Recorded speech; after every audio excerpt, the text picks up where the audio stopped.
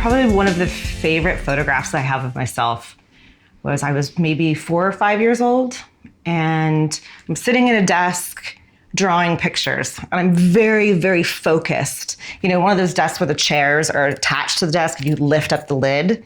And I'm so focused on it, I might just be drooling in this drawing. And then it kind of kept progressing, and there became more and more photographs of me sitting and drawing. I come from a family of sewers. My grandmother is an award-winning quilt maker, and my mother is an avid seamstress. Every single costume I had growing up was made by my mother. So I was around sewing machines. In fact, I think I was the same bunny rabbit outfit from 5 until 10 years old, where it barely fit me, and possibly went like a little Playboy as opposed to when I was 5 years old, because she was so sick of sewing that fur and getting it in her mouth. So I grew up with a needle and thread in my hand. In my teens, we didn't have a whole lot of money, and whatever I could make that summer through babysitting or whatnot, my parents would match. So if I made $50 that summer, they would give me another $50, and that's what I had to go buy school clothes. I would go to the Goodwill bins because I could get the most bang for my buck. And if you're not familiar with the Goodwill bins, it's where you actually buy by the pound. So it's not like you're getting one sweatshirt and like 2 t-shirts that add up to $50. I'm getting 5 trash bags of clothing for $50. And I would go home and I would re-sew them. I would take them apart, adjust the lengths, tailor them to fit my body. And that's how I became into making clothes. But it never felt like it could be sustainable for my life. You know, my mom, she didn't make money sewing. She had a corporate job. My grandmother didn't make money quilting. You know, that was like their hobby. And so I always saw it as like a hobby, not something that I could do for a living. And instead, I went to school for Russian. My heritage is Russian. Я знаю по-русски. My great-grandmother immigrated to the United States when she was 16 years old. And I actually went to Russia as my study abroad when I was 16 years old. And I loved that like heritage and that passion and that romance of where I come from and where my family comes from. So I thought that that's what I was going to do. Even though I don't think studying Russian is sustainable either, but who knows? So I went to this college in upstate New York because I'm born and raised in Portland, Oregon. I was actually born on my mother's birthday, so we're technically twins. She's now younger than me. And I was looking at the map of where Portland, Oregon is and where upstate New York is, and it's the furthest away you can get from your parents than being here in Portland. Because I thought I wanted to go to Reed College, but that was like 3 blocks away from home. And when you want to party at 18, when you're out of your parents' house, 3 blocks from home is not a good idea. So my butt went to upstate New York to an all-women's college, which also, in hindsight, was great for the first year, but I was in the middle of nowhere. So only 300 women. It was a half an hour to a tampon. And if you didn't have a car, you had to wait a few days to drive and get somebody to get you a car to go to half an hour to that tampon, which is very bizarre. But all of my classes were only maybe 10 people tops. And you're in this environment where there wasn't any like sexual or social pressures. So that like first year of college being nervous is really super welcoming and warm, except for the fact that you are in the coldest place in New York and you don't have a car, nor do you have a tampon. After that first year, I studied lithography. I've got this wonderful printmaking teacher, and we were doing lithography on stones, which instead of doing litho on a plate, you get these giant stones that you have to sand down.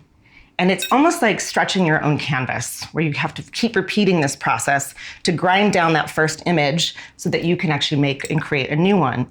And that process of just working hard to create this space that's blank felt really, really good and super intimate. And my professor said, you know, what are you doing here? I was like, I'm studying Russian.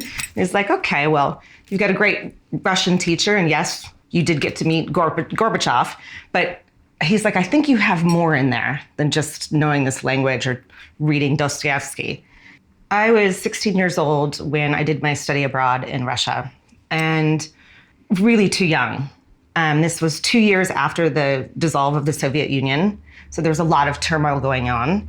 And at 16, I had no idea what I was getting into. Not only did I miss my flight going out there, so I wasn't even with the rest of the school group, I had to go the next day because I don't know the difference between AM and PM, apparently. So they were already on a plane and I was in downtown Portland making out with my boyfriend at the time and missing my flight. So the next day I get on this flight, only having 1 year of Russian under my belt. And I land and my two чемодаnis, my dva чемодани, which are my two suitcases that I'm supposed to be getting, only one shows up and there's no one there. And I'm sitting on my one single suitcase, чемодан, and didn't know what to do. I didn't know how to speak it very well. I could say, hello, how are you? I could say, my name is. I could say, look, there's an airplane. But I didn't know how to go up to a steward or stewardess and say, excuse me, I only have one suitcase. The conveyor belt stopped working. And this guy out of nowhere from Texas with his big old Texan accent, hi, little lady, what can I help you with? But he said it in Russian first. I can't do a Texas Russian accent. I think that I would brutalize it. He helped me figure out that my suitcase was not coming and it was on the tarmac in the United States. And I'm this frightened, timid 16-year-old girl in a foreign country. It's my first time traveling overseas. I've got the one suitcase, was only full of souvenirs to give my host family, and waiting for the taxi driver, whomever it was, to pick me up. It was a gentleman. He had my name on one of the whiteboards. It said Lesniak. And here I am getting into his car with a stranger and tearing off down to the hotel. The whole rest of the student crew, they were at the Russian ballet, the Moskva Theater, which I missed, which is unfortunate. And so I show up at this hotel and open up the suitcase and once again realize it's just ramen, Gatorade, like the packets, Kool-Aid, and maybe some Pringles and a couple of books. So I had no clothing, I had no toiletries. I'm sitting on a bed, and when we flicked on the lights, it's just like la cucaracha's, cockroaches going everywhere. And I felt so alone and thought about the fact that my great-grandmother immigrated to the United States at 16 when she was by herself. That's got to be way more frightening than getting picked up by a stranger with your name on a card and ending up in a hotel room by yourself. The experience changed me, that it made me very, very independent. But I was only 16, so I didn't realize that here are whole generations of people that had grown up communist, and now it's gone.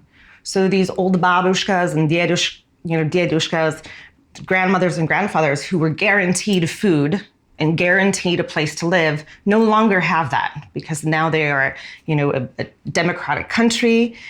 The sadness and how hard it was every night we'd come back from school or, maybe we would go to the discotheque and you'd have to pick up these elderly people off the street who are just smashed drunk because they're so sad and have so much fear. And you'd have to try to figure out how to get them home. It affects me now more than it did back then. I think it was completely naive. We traveled from Moscow to St. Petersburg, where I got to go to the Hermitage, which is one of my favorite museums in the world still to this day. Also a very different experience because you're in this country where they leave their windows open at the Hermitage. So you've got this Picasso sitting there with the window open next to it and sunlight streaming through, which is like a total no-no. Do you think Monet would ever have his work in front of a sunlit window? No. Pretty incredible to see. And then I spent the rest of my time in the Ukraine. I wish I would have done it at an older age because it did go over my head, the amount of poverty. I was with a very wealthy host family, which meant we had a telephone. But I slept on the couch in the living room, just like my host sister did. She actually got the floor because, it was a one tiny, tiny bathroom where when you took a shower, it also showered the toilet. It's just one tiny room. It was humbling, but they were the happiest of people.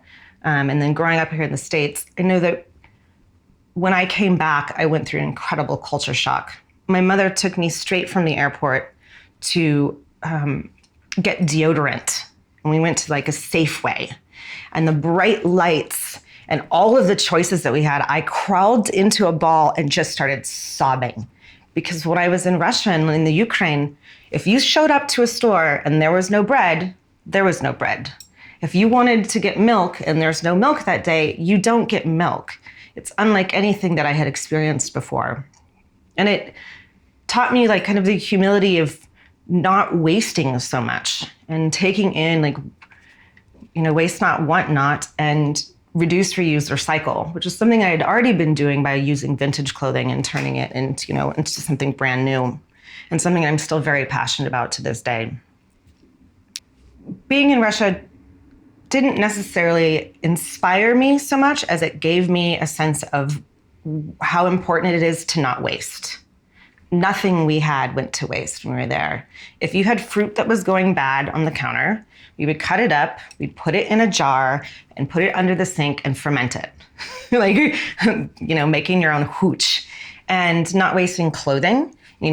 My host family, they had one tiny closet that they shared. So it's not like you're buying these things over and over again or getting 17 t-shirts. You have 2, and that's how important that is. And that's something that I still carry to this day. And I have a really hard time with the industry that I'm in. In fact, I'm fighting it currently, whether I want to stay in the industry or where I want to make a different kind of movement, because I'm really disgusted by it.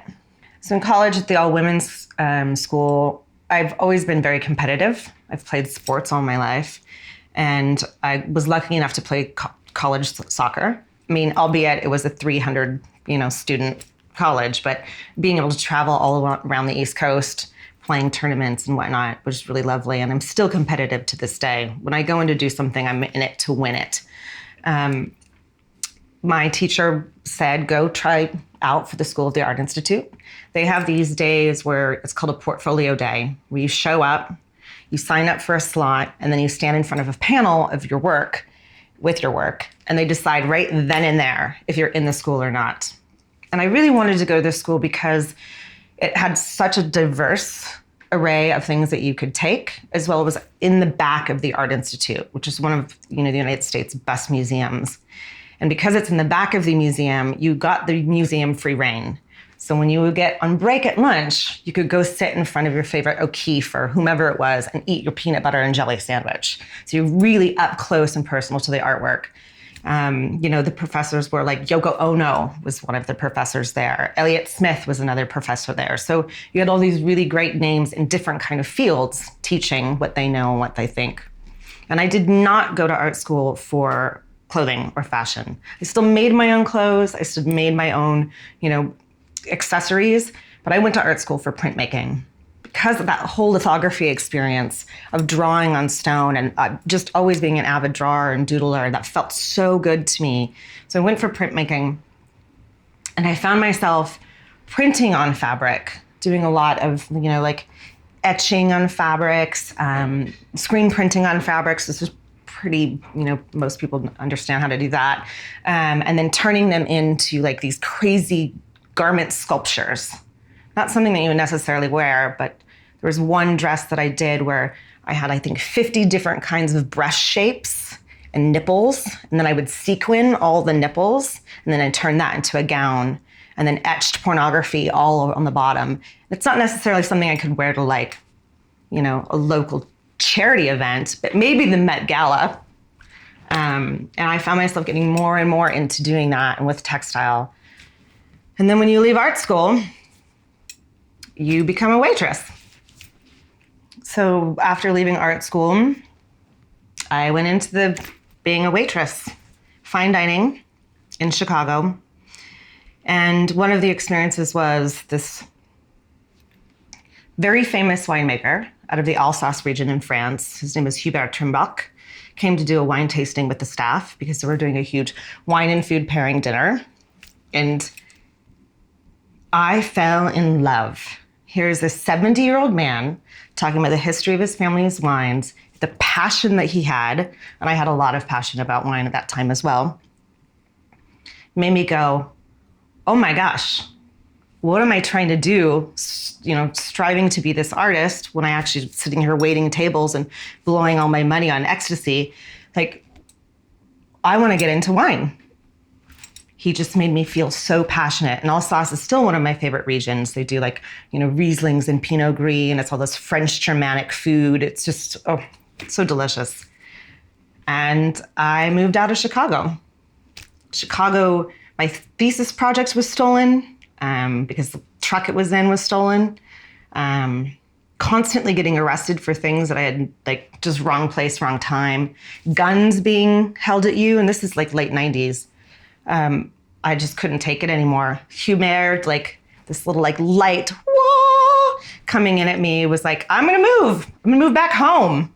Nobody wants to move back home. Does anyone really be hey ma, wanna come sleep on your couch while I get my shit figured out? You kind of have your tail tucked between your legs. My parents at the time were living in the Pearl District in a loft. So I literally was sleeping on a couch in the middle of their living and dining space. And they were across the street from PNCA, with the Pacific Northwest College of Art. And I was I can go in there and take a couple classes to keep my printmaking up, still do some silk screening and do some etching. And then I got a job at a wine shop, and they were amazing. I got my SOM level 1 and 2, sommelier, and they sent me down to UC Davis to become an assistant winemaker. So I went to UC Davis and studied red wine fermentation, and I worked in the wine industry for 10 plus years. And I sewed still my own clothes and outfits that I had to do. I still painted, I still drew, but all of my money and everything, my career was in the wine industry, which treated me well, especially when you're a wino and you get a full case of wine every week or every 2 weeks.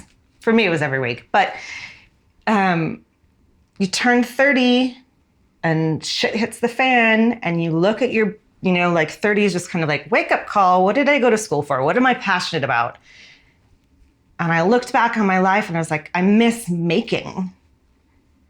And I don't miss printing, but I miss I like this making textiles and making clothing and using my hands and being creative, as opposed to working in a laboratory, being an enologist, and I'm just sitting there doing lab work or, inoculating or making the wine ferment or teaching people how to make wine. I was tired of that. It wasn't creative enough. It didn't give me any chutzpah.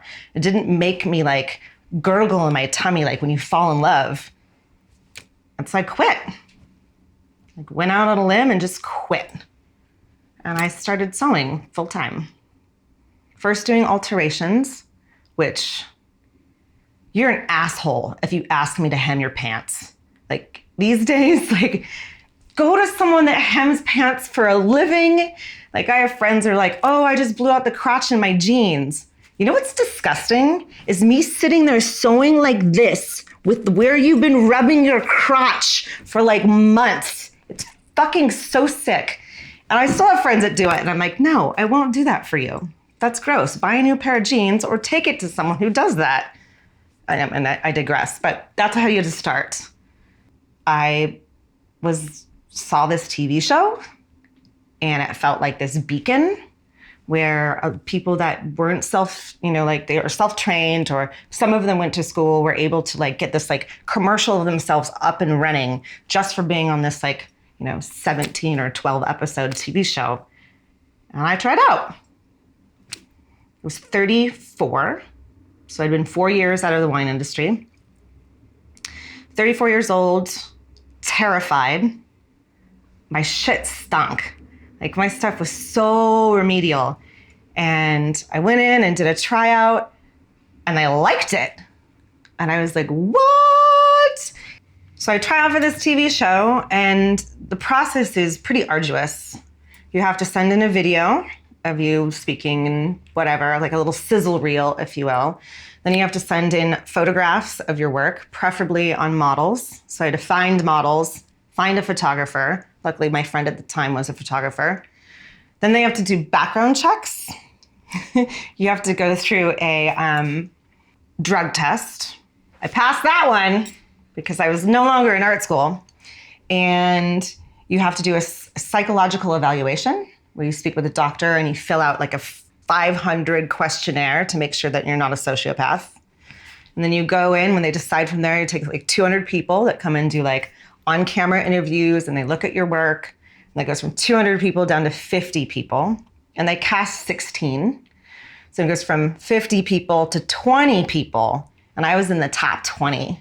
And I was like, oh my gosh, I've only been doing this for a living for 4 years and not doing this super well. Like I would sell dresses here and there, but for the most part, I was just doing alterations.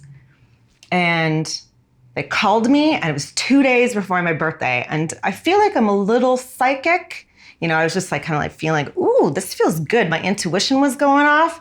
And they're like, nope, you didn't make it. You made the top 20, but you didn't make the top 16. And I was devastated. I think I spent the entire summer crying in the backyard, drinking what leftover wine I still had. And 6 months later, they called me up and they're like, we want you to try out again. And I said, no fucking way.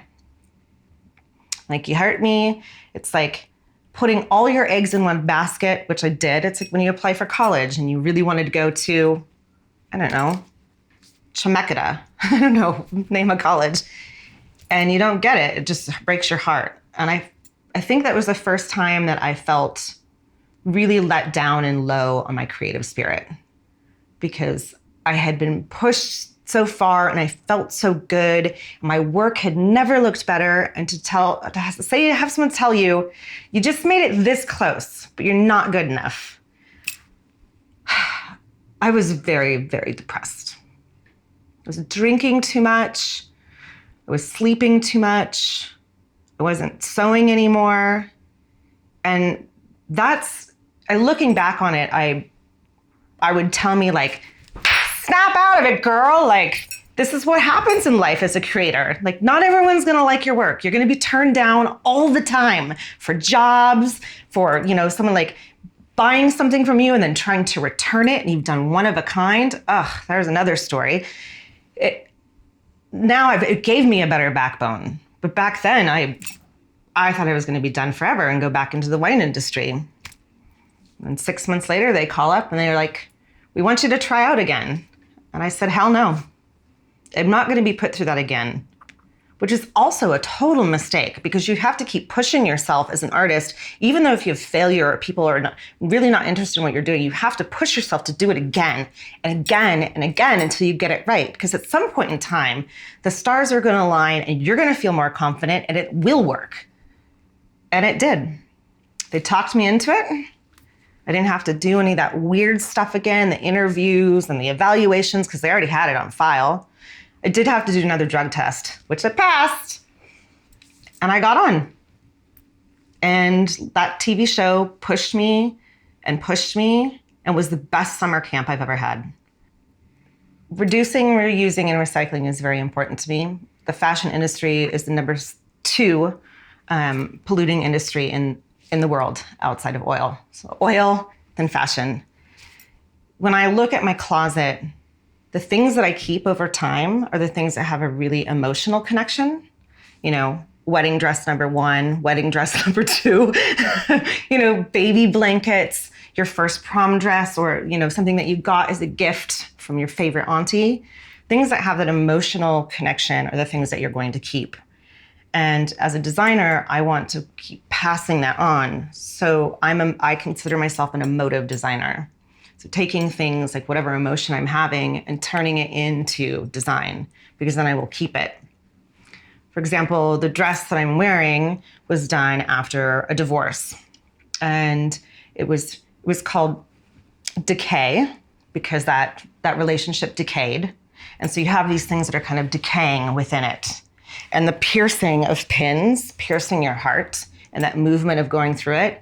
If I was walking down the street, no one would know that story. But I hold it in my heart and I know that story, and it will stay in my closet forever because it's telling something that's emotional in my life. If people really looked deep into what they have and what they cherish, they wouldn't be buying all this garbage that's being mass manufactured. And that's really, really important to me. Every collection I do has to do with the emotion I'm feeling. And it doesn't necessarily mean that it's going to come off. It's just how I get inspired, because it's my therapist. I get to say something and think outside of the box that isn't just like, what is the trend or what is the fad? Because fad and trends don't last. That's what they're called, a fad and a trend. You want something that's going to stay there forever. I'm also teaching people about how to have their garments, hemmed, how to have things tailored, how to have shoes resoled is really, really important. Something that I want to keep giving back to the community, because I grew up using vintage clothing and seeing how things were made, and that somebody's heart was still in these pieces. This one jacket that this woman wore since the 1950s and ended up in this Goodwill is now in my treasure trove, and I get to feel that. If we keep doing that, then we can actually reduce what's happening in our environment and what's happening in our landfills. And that's something that inspires me, and I've had since high school, that I learned more about when I was in Russia, that makes me, I think, a better buyer. I don't buy anything. I buy underwear and socks because I don't make those things, but everything else is either something I made or something I upcycled. I would only recommend designers try out for these reality TV shows if they have a thick backbone and if they have a lot of conviction in themselves and they know who they are and who they want to be, and don't let people, blow them over. Because when I was on this TV show, you film every single day for 4 weeks straight. You don't get one day off. You start at 5 a.m. and you end at 1 a.m. And if you can't get 4 hours of sleep a night and keep being creative, you are screwed. It is the best of times and it is the worst of times, which I hate to say because I hated the book A Tale of Two Cities. But I've made friends that will still be in my family for the rest of my life. We have inner jokes. There's one corner in every workspace in the workrooms that is the fart corner, because you're fed from Crafty or craft services so much hummus. We used to call it powered by hummus because a lot of people are vegetarians or have dietary restrictions. So you're having a lot of Mediterranean food. And here you are chock full of hummus. And you would see somebody sneak off into the corner. And you'd be like, oh, they're in the fart corner, farting out the hummus. Those are pretty fun times. And I'm sure during the thick of it, I was crying a lot and mad and snapping here and there. But now looking back, it's the best time I've ever had. There are so many jobs in the fashion industry that people don't even realize. Everyone's goal when they go into fashion, whether they're going to Parsons or RISD or whatnot, is I want to be a fashion designer. It's so romantic. It's not. You're the one that's there the earliest and the one that's there the latest. You're the one that has all the pressure on yourself. And yes, it might seem glamorous, but it's not glamorous. And if you really, really want to do it, then take every single class that you can. Go into finance, make sure you do some marketing, make sure you do, all of the things that get into the industry, even taking photography lessons, because that will help you in the end. And perhaps being the head designer is not what you want to do. Perhaps being, I don't know, the CFO or the marketing person or the ones in charge of, PR and stuff, maybe that is the thing that works best for you, because being the head designer is not glorious whatsoever. A lot of my fashion heroes come from costuming, because it has this emotive, you have to tell a story as opposed to, just a gown walking. Ori Kelly is actually one of my favorite designers. He designed for Auntie Mame, which is my favorite movie and book of all time. He also designed for Gone with the Wind, American in Paris, and it was just this absolute, the way he could tell a story through cloth is just mind-blowing to me. And that storytelling, once again, I think would make people want to keep their clothing more. Other designers that are really inspire me, Dries van Noten, this mixture of textiles is something that I find so romantic. And it's that romantic nature of me growing up, I think, watching Turner Classic Movies and all these old movies where it just throws you into this whole fantasy world. That's where I get really, really inspired. It's a fantasy of something, but also tells a story and also makes people feel beautiful. One thing I've learned over the past 10 years is to always have a contract. And no matter what you do, make sure there's a contract.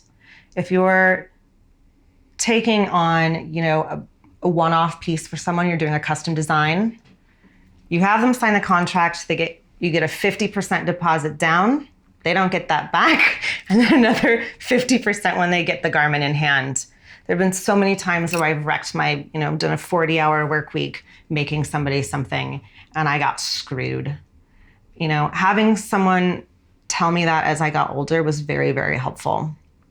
Also, there's nothing wrong about a little white lie. I remember when I was starting off, people would ask me to come do fashion shows all over the world.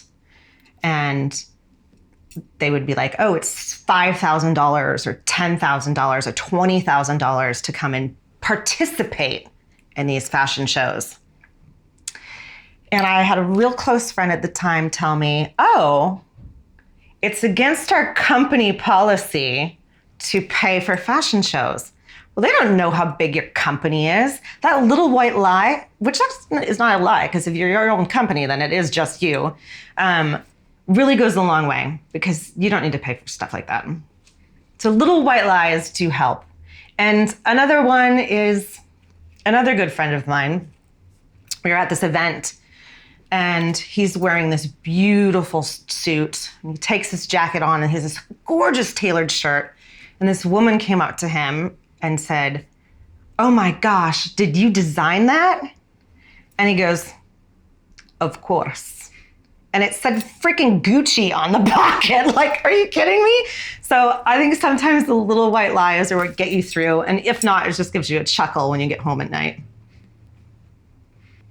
Also, if you don't have an assistant, make up another email so you have your assistant email them. Just go under your new pseudonym, Tammy or David or whomever it is, Vincente. And when people ask you how much to charge, you don't answer it as yourself. You have your assistant, Vincente, email them, because you'll get way more money that way, and it won't feel as awkward coming from yourself, because it's really hard I don't think my work is worth anything, but Vincente does. And they need to know who that is. And it does help a great deal. I think the biggest thing that's happening right now is sustainability. France just passed a law where all the fashion houses, they can't just throw their garments away. They have to go back to a secondhand or a reuse place. So 50% of garments that were being manufactured are being thrown away into landfills, and that's just garbage amongst garbage. And now France has passed a law where you can no longer do that. It actually has to go to a charity or somebody else. It's not getting absolutely tossed. And that's something that I'm really, really excited about. It's going to be slow here in the States and, in other countries, but, there's these baby steps. The fast food movement has slowed down because of, slow food. And now I'm hoping that we go from that same kind of, their map of going from fast food to slow food and how that changed 15, 20 years ago. If we can start that process in the clothing industry, because it really needs to change, and soon. There's a lot of open space in my diary right now of the future. I'm very, very passionate about the teaching of the history of clothing. And so people understand where the hoodie came from and why, the hoodie actually came from New York in the 1920s for factory workers. And they created this hoodie so the factory workers could stay warm, and how it progressed from that into sporting and hip hop. And if people understood that history, they think they would appreciate their clothing more. So in my end of the diary, my whole goal is to have this show that teaches people where their things come from, so they then respect them more and respect each other more in their choices for clothing. Because it's the first thing people see when they see you. And if we knew more about that, I think we would all treat each other a lot nicer. So that's something I'm looking forward to.